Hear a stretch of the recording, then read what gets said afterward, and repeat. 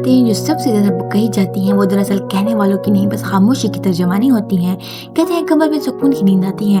अजीब सी बात है, ये बात भी जिंदा लोगों ने कही है क्योंकि जो जा चुके वो तो बोल भी नहीं सकते। शायद इसीलिए हम अपनी तसल्ली के लिए इनकी खामोशी में सुकून तलाश करते हैं। मरने वालों की खामोशी जिंदों को कहने की आज़ादी दे देती है, लेकिन हकीकत शायद सिर्फ रब जानता है।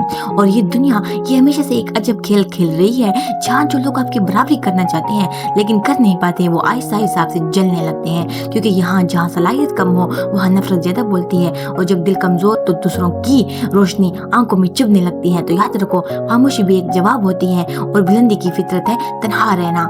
लोग तब तक साथ होते हैं जब तक आप उनके बराबर चलते हैं। आगे बढ़ोगे तो साए भी पीछे रह जाते हैं। अल्फाज कभी कभी आईना होते हैं जो दिल दुखाए नहीं, दिखा जरूर देते हैं। कुछ खामोशियाँ सवाल बनकर दिल में गूंजती हैं, और कुछ सच्चाइयाँ हसरत की जबान में बोलती हैं। मीनू के इस्लाम क्या सुनते रहिए, लाइक करें, शेयर करें।